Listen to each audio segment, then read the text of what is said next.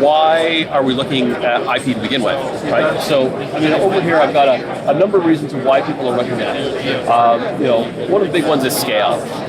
There are very large systems out there, and SDI, it scales well to a certain point, but, once you get to the really large systems, the large venues, the large networks where, you got like 1,000 by 1,000, SDI doesn't scale very well beyond that. So that's the point where, okay, I've got the biggest router I can buy, now I need 2 of them, or 4 of them, and I got to lash them together. It becomes really expensive. It becomes difficult to maintain. You've got tie lines and all this. It's a mess. So IP scales to much larger sizes, much more gracefully. So that's a really big motivator, and honestly, that's the strongest motivator out there right now. So like for example, ESPN has got an all Evertz IP routing infrastructure in their DC2 facility, and the reason they went there is that when they sussed it all out, they needed a 6,000 square router. Okay, so yeah, huge, right? When you're buying routing frames that are 1,000 by 1,000, it's like, am I going to buy like 12 of these things? I mean, it's crazy, and just like how much cable to connect it didn't work anymore. So they really pushed Evertz into developing this IP solution, which scaled much more gracefully. And the system they put in the end was scaled to almost 40,000 by 40,000. It's massive. I mean, it's way bigger than they're going to need, but that's how sort of the next level that they took it to. So that's a really big motivator. Another thing that can motivate you to looking at IP is, okay, the standards are changing, right? It wasn't too long ago where we were just converting to HD. And then there's 1080p, 3G, and then briefly there was a 6G thing that kind of fizzled off, and now we're all talking 4K UHD, which is a 12 gig interconnect standard. Well, what's going to happen 2 years from now? Are we going to go to 8K? Maybe not.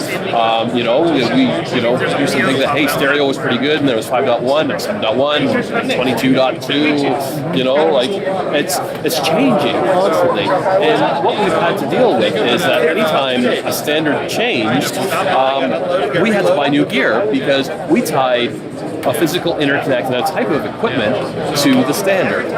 We had SDI, which was SD video. Then we had HD SDI. Well, there's a new transport standard to carry an HD signal. So what IP brings to the table is that it's a generic transport that can carry anything. We just think of it as your super freeway, and we just need to make the right on-ramps and off-ramps for whatever it is that you're trying to get onto there. So the idea is that you can have this core infrastructure and you can scale it to carry anything. And if the standard changes, I really have to worry about the on and off ramps, to talk to that infrastructure. So that's a really strong motivator for why you'd want to do it. The topology can be built with a lot less interconnects and cabling. So this is sort of how a system might look. So you'd start with a big core switch of some type, and one of the important things that actually has enabled this for us is that, compared to 5 years ago where the bandwidth inside a switch was limited, I might have enough ports to carry, 10 terabits of data or whatever, but the switch itself could only carry 5. So you couldn't fill every port. That's changed now. So these core switches, and I'm talking about the big enterprise Cisco switches and so on, they're what they call non-blocking now. So if I've got 100 ports, I can fill those to full capacity and route everything, and the switch can manage that. So that's a really key, important feature that's enabled us now, because us as broadcast people, we've enjoyed non-blocking switches forever, right? Our routers, you can route anything to anywhere, and it didn't matter what you were doing, you always knew that route would work. So now the IP switches have gotten to that level. They're an appropriate thing to consider for IP. So you're going to have this core switch. Now, this core switch is going to have a certain number of ports on it. And this is your big, expensive central switch. And these are going to have your 10 gig, your 40 gig, your 100 gig ports on them. What you really want to do is, to maximize that investment, you need to fill those pipes, right? Each of those ports you want to fill up. So, like a 10 gig port, I can carry 6 HD signals on that. If I only carry one, I'm still paying the same amount of money for that port. So I want to put 6 on it, right? Or as close to as I can. If I'm using 40 gig, I can carry like 24, 25 HD signals on that. If I'm only carrying a couple, it's wasteful. So what we do is we put an aggregation switch down here. So this is a top of rack switch. This is a very common IT design where you'll have a core switch and then you'll have smaller switches that sort of take all the smaller traffic and aggregate it all together and then fill that pipe that's going to feed up. So this is a big fat pipe that has got all of the traffic from this island of equipment and maximizing the use of that pipe. So this could be just a rack. It could be a whole island, it could be a whole studio. It really depends on what level of interconnection you need. So this is an example of what it might look like if you've got all legacy, I'm going to call this legacy equipment even though it's stuff that we're dealing with now. But I'm going to call it legacy. So you've got SDI devices, you've got discrete audio devices, and you might have an SDI router in here, you might have an audio router as well, depending on how big this is. But ultimately, you're going to need to convert that to IP through a gateway device, and then that's going to feed into the aggregation switch that's going to take all of those small IP streams. So say, for example, you've got a camera that's just spitting out an HD signal. It's 1.5 gig, but I've got 10 of them. You don't want to feed 10 links up to your core switch. You're going to feed 10 of them up to your top of rack switch. It's going to put it onto a couple of, or put it all onto one 40 gig link, and just it's a single port on the switch. If you put the system in, you're going to evolve and you're going to get some IP native devices. It still has the same structure. You've got this switch up here that's going to aggregate all your things together, but some of them are going to be IP native devices. They're going to plug straight into your switch. Your SDI devices are still going to need to go through this gateway to convert them. As we evolve further, this is really where you want to get, where you're all natively IP devices, so that you don't have to add the extra conversion steps. Now, do you guys sell those converters already? We're developing some. Develop them? We are developing them, yes. And we've got a couple of, I'll show you at the end here, we've got a demo of a couple of things that we're working on. And the other thing that's you also have is you have some really high bandwidth devices. So these are going to be like your production switchers, your multi-viewers that have lots and lots of channels in them. They don't really need to have this intermediate step, the aggregation switch. They can fill these big pipes by themselves. So for example, our Acuity production switcher, we've got this IP blade here that will plug directly into an Evertz Aspen and plug directly into their core switch. So that makes sense when a device can fill the pipes. So this is kind of the structure that a real-time IP infrastructure is going to have for broadcast and live production. What's also really nice about this is that the IT guys have figured out fault tolerance a long time ago, and their solution is really simple. We'll just double everything. So you can put in a second switch, and then you have each of these top of rack aggregators feed the same traffic to both switches, and they're both switching in lockstep. So the great thing about that is, say for example, this fiber gets cut. We still have all of the switching running on the redundant core switch, and you can have hitless failover that will automatically switch. So that suppose, for example, we have a camera here that's feeding up through here and going to a monitor over here. The monitor, the management system, you can recognize, my primary route was going through here, realizes that I'm no longer getting that signal. It'll switch over to the redundant and instruct the camera to pull the redundant path off automatically. So that's a really nice feature, but it comes at a cost. So, when we think about redundancy in our legacy environment, right, we just try and make our equipment as reliable as possible. We do redundant cross points, we do redundant power supplies, all of this stuff, but it's one box, right? Here, they've got redundant power supplies and so on, but they're into doubling all the equipment. So you really do get a lot better redundant protection, but you're also paying a lot more for it. So it is a trade-off. And you have large installations like ESPN, for example. They have a fully redundant. We did their master control in DC2, and their redundancy was over the top on that. They put our master control in. They put a backup master control, all of it protected with redundant power and all that sort of stuff. plus a backup switcher, a backup router. And then if that didn't work, they had a redundant room. So they're, for the millions of dollars a minute that's going through ESPN, it's worth it to them. So they also did this sort of architecture with fully redundant IP routing. So that's sort of what the structure of the system kind of looks like. But one of the other problems that you've really got is over here on the red side of this slide. And the big one is interoperability, because we've got a lot of standards out there and a lot of different people that are pushing different standards, and you can't just take any IP device and plug it into a network and another one and expect it to work. There's lots of things in between that get in the way. So, we've got, let me see if I go back here a second. I'll just talk about encapsulation, because this kind of is a catch-all. So encapsulation really talks about how do I take my signals, chop them up into packets that an IP network understands, send it through the network, and then reassemble them and get what I started with. So encapsulation is how I wrap that all up. And this is sort of my summary of who's out there and what are they doing. So Evertz is really the industry leader. They came up with this Aspen standard, which defines how we're going to do all of this. They created specific gear that solves the problem. So they've got a complete working end-to-end solution. You can make SDN SDI into it. Get SDI out the other end. It's all IP in the middle, but you don't actually have to really worry about it too much. They really made an IP core that looks like a video core, which is really kind of cool.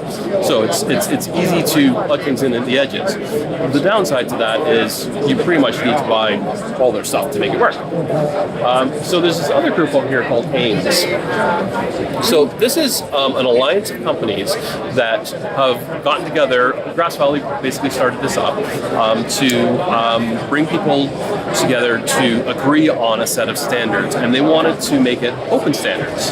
So, the feeling is that this is great, this is working with Evertz, but it's kind of under the agenda of a manufacturer who's trying to sell their stuff. So AIMS said, no, we want open standards, and they started looking at some standard bodies like SMPTE, VSF, who are developing these IP standards, and said, we're going to recommend these various different standards, and then work with manufacturers to make sure that they can interoperate with them. So they don't set standards, they don't enforce standards, they're just there really to promote people to work together. And they also do a bunch of marketing to try and convince end users that, hey, this is a wonderful thing, and let's all go IP because it's the greatest thing since sliced bread. But what we're currently living with is that, well, if you go and buy, a bunch of gear from Grass Valley, and then you buy a bunch of gear from Evertz, you're not necessarily going to talk to each other through that network. So you've got some limitations on who you're buying it from, and it's it limits your choices, right?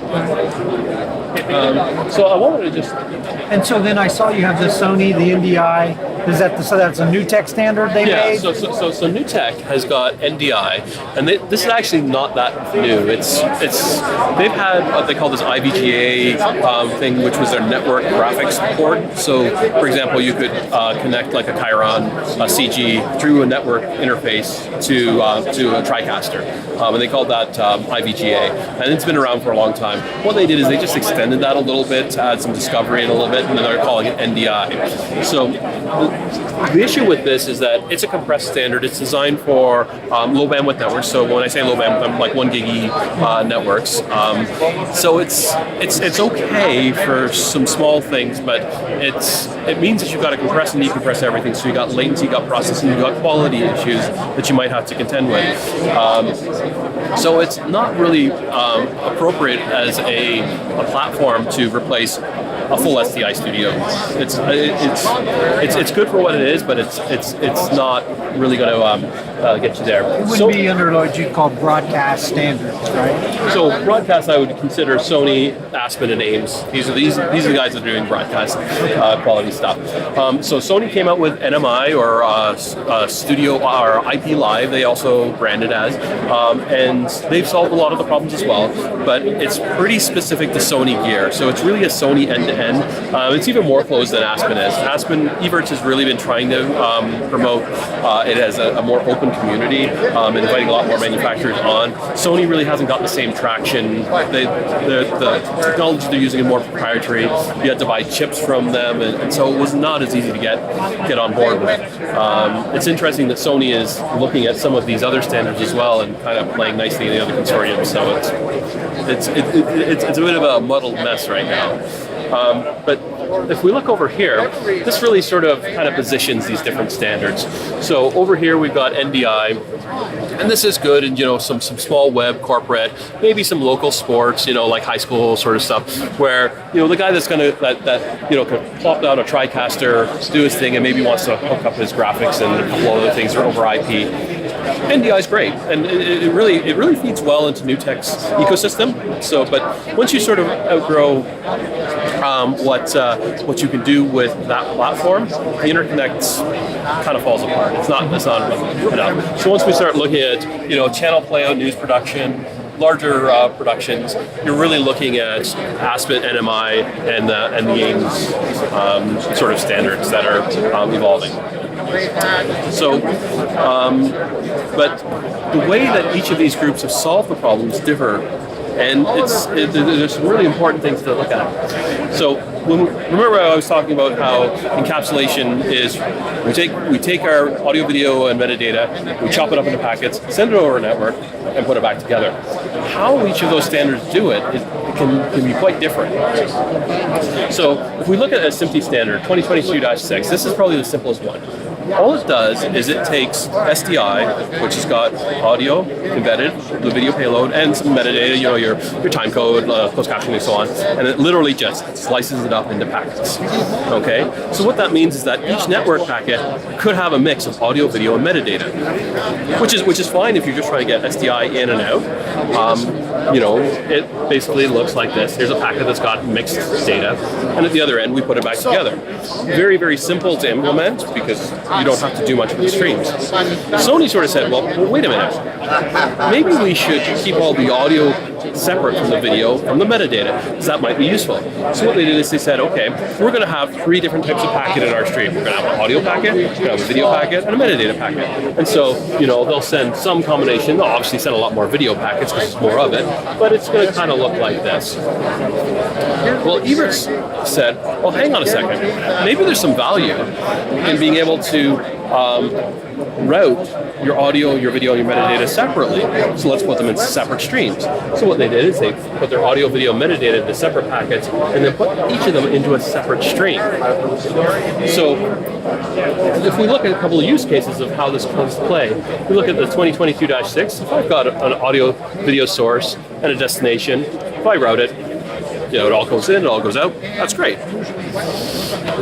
However, if I've got an audio-only device, maybe an audio desk or just a monitoring bridge or something, I still got to send the whole thing, right? It's got to be able to deal with that entire pipe. And heaven help me if I'm doing an audio-video breakaway, I might have to send multiple SDI signal, essentially the equivalent of multiple SDI signals to this device. So, not so good for those sort of applications. And these are all real use cases that you're going to get in a production environment. Now, if we're talking playout transmission, really you're dealing with this first case up here. So 2022-6, it's great. It's simple. So Sony said, well, we're going to be better than that. Let's put them all in separate packets. And so, we have the first case, it works the same. It turns out the second case doesn't really solve much of a problem because it's still all in one stream, right? It's a little bit easier for this device to pick off the packets it's interested in. It's still got to deal with them. And our breakaway example, you still got to get both streams. So let's look at what Aspen and TR TRO3 do. So we have 3 streams, still the same bandwidth. It's a little bit more complex to manage, but our management system will deal with that. But it's going to do 3 streams there. Now we look at our audio desk. It only has to receive the audio stream, right? Less bandwidth, less complexity. This may be, just a little audio speaker that I plug in that's got an IP port, and it doesn't need to have the horsepower to deal with, a 10 gigabit video port. And our breakaway example, I can pull the streams directly from the devices that I want. So really a great advantage in production environments. This is really why TRO3, the VSF standard from Ames, and Aspen are getting the most attention, because they offer this flexibility for production, which is really, really powerful. It lets you do what an advanced baseband router could do, right? You've got our classic routers where you can bring audio, embedded audio and SDI in, and you've got your TDM buses, and you've got your audio matrix, your video matrix, and your breakaways and all that sort of stuff. You do all of that in the IP domain with this standard. When you're dealing with the other standards, you can't. You're switching the stream. So really, really, really good advantage of this one. I'm just going to go back to the top here for a second. I'll talk about compression really quickly. So, one of the things that's been talked about is, do I need to compress my signals? And there are lots of different standards out there for it. JPEG 2000 has been around for quite a while. There's TICO and Dirac, and Sony's got their LLVC codec. And each of them offer different levels of compression to get more signals into the pipe. But they come at a cost. It's complex. The hardware is generally going to cost you more, because you've got to have an encoder and a decoder at each end. But probably most significantly, it adds delay. So if we look at like J2K, you're looking at a couple frames on each end to compress and decompress. Not so good in a production environment. Contribution, that sort of thing, it's okay. But when we're doing in production, it really adds up, and it causes a lot of problems. We have enough headaches already with SDI when equipment adds a frame of delay. So there's some they call low latency codecs that are less than a frame, but still, you've got the complexity and the cost with those. So you've got to really have a good reason that you want to compress your signals. So let's look at a couple of situations. Case number 1, we've got 4K, and we want to put that onto a 10 gig E-Link. 12 gig payload, 10 gig link. It's not going to fit. So you've got to compress it. So, okay, that makes sense. And if you use one of these low latency codecs that have, can maybe put 1 or 2 UHD signals onto a link, there you go. And that's kind of how you got to solve it today, because 10 gig really is the predominant standard for fiber Ethernet right now. What about case 2? We want to put more HD or 1080p onto our link. So uncompressed, you can put in 6 HD or 3 3G signals. If we compress it, you can put 18 HD signals on a link. Sounds pretty good. But is it really justified that extra expense? Why don't I just put 3 links in? If I'm inside a facility, right, the overall cost of those extra ports at 10 gig is not that great, that it doesn't, compressing it doesn't really make sense. Now, there are situations where, maybe I got 1 strand of fiber and I've got to get from this building to that building, and I got to cram as much onto it as I can. Okay, sure, that makes sense. But within sort of a production facility and environment, I wouldn't do it. What about carrying HD onto a 1 gig port? Okay, so 1.5 gig onto a 1 gig port. You can get maybe 1 or 2 with compression. Oh, right. That's going to be way more expensive than just moving up to 10 gig. So let's fast forward. So right now, 10 gig is really the predominant sort of, I'll say, low-end enterprise networking standard.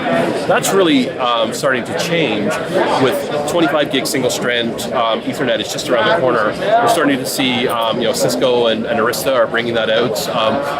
Towards the end of this year, it's going to be kind of getting to be available technology. So over the next 1 or 2 years, really, that's what we're going to see a shift to as our primary basic link in IP.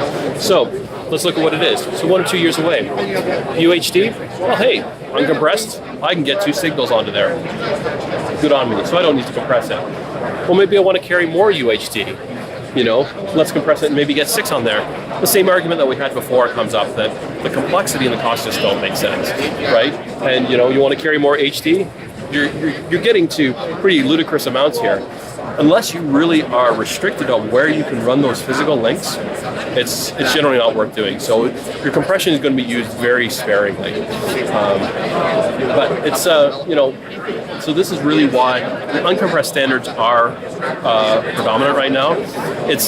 But it brings up the issue that today you can't easily do uncompressed 4K over IP unless you've got something that's sort of splitting it over 2 links, or you're using 40 gig Ethernet, which is very expensive. I looked at, I did a pricing exercise. There's a great website called CiscoPrices.com, and it basically gives you street prices of Cisco gear. And I looked at it saying, what does it cost for a 40 gig link? And then I broke it down. It's like, what does it cost to carry 1 HD signal over a 40 gig link? You want to take a guess at what it costs? I have no idea. About $1,000 per HD signal. So that 40 gig link that's carrying 25 HD signals, right? It gets up there pretty fast. Now that was factoring in the cost of the SFP fiber module, the switches that were wrapped around it, but you were essentially, I was looking at what does it cost to replace a piece of coax, and it was about $1,000. So it's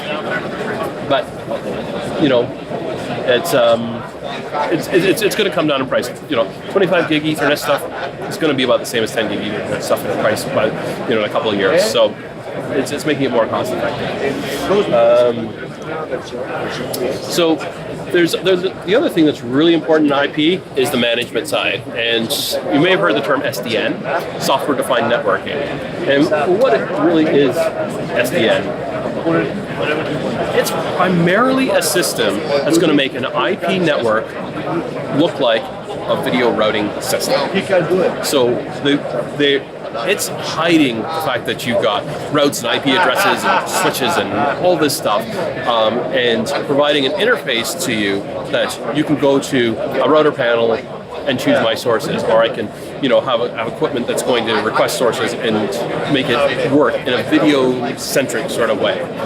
The other thing that's going to do is manage discovery of devices. So when a device plugs in and turns on a network, how does anybody else know it's there?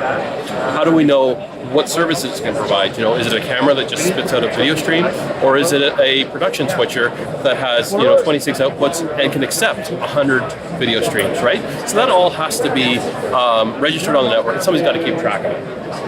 So that's an important part of what SDN does.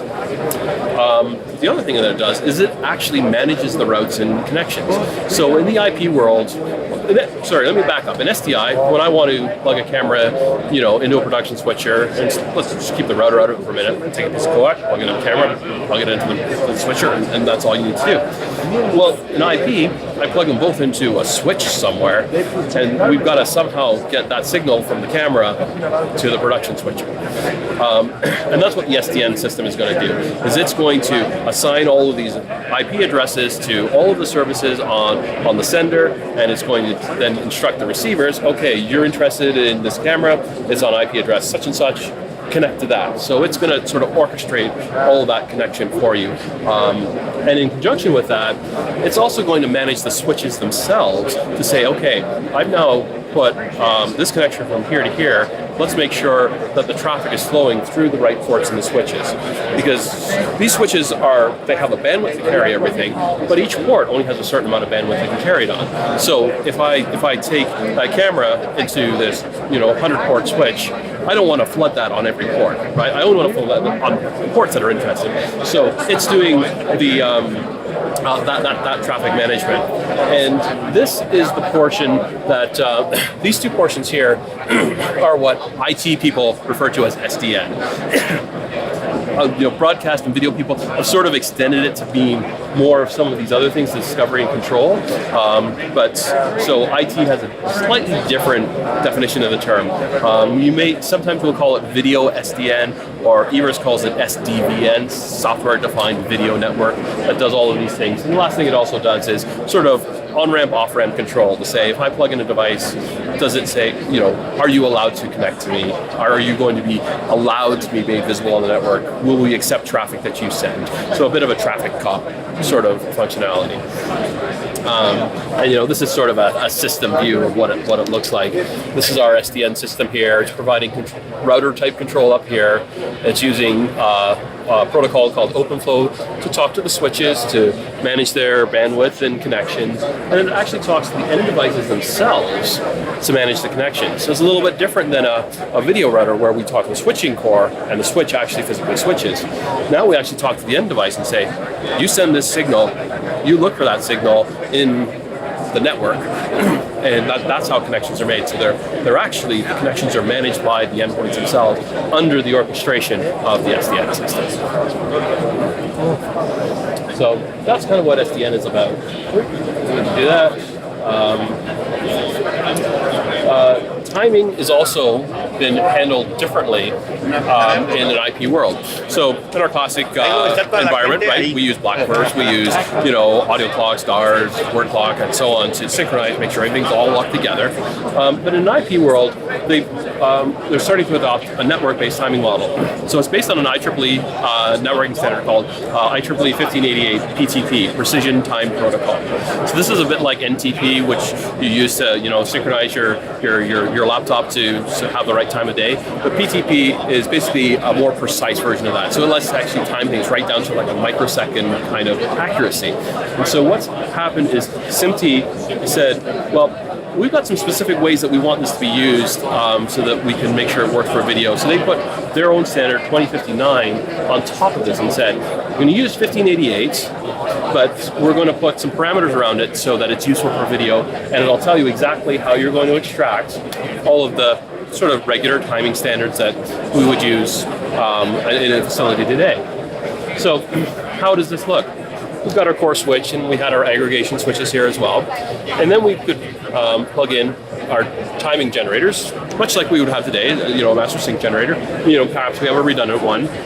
So now these are going to plug into our switch, and these are called PTP Grandmasters. So the Grandmaster is the master timing reference. I'm defining the time. And in this case, what we've done is we're pulling time off of GPS so that we've got a consistent time. And it's going to send these little messages through the network, and it's going to talk to each end device and figure out what's the flight time through the network, and back again. It says, so if I'm at 1 o'clock and 0:00:00:00, and this flight time was 21 milliseconds, whenever I send a tick out, you're going to offset it automatically so that everybody is in lockstep regardless of how they're connected through the network. So that's what PTP does. So now what we do is, suppose we have an IP connected camera. It's going to use these 1588 messages to internally through PTP and 2059 generate those Genlock time code sort of signals that it needs to produce video and synchronize it. Similarly, if we have a production switcher, it would do the same sort of thing. An audio desk would generate audio clock, DARs, and time code perhaps. We might have a time device that just needs time code. What about legacy devices? Well, we already said that to get the video in and out, we need to convert, but we also need to convert our timing. So we needed some sort of slave timing generator. It's going to understand the 1588 and generate our timing signals for us. So now, depending on what device you're using here, you could actually, this may also generate your house black and so on, so you could run this directly.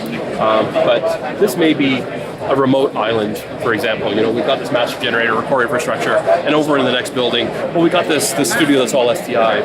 It makes sense to put a master sync generator there that's tied to your 1588 time reference, so it's still in lockstep, but you didn't have to worry about, well, how the heck am I going to get my Blackburst over there,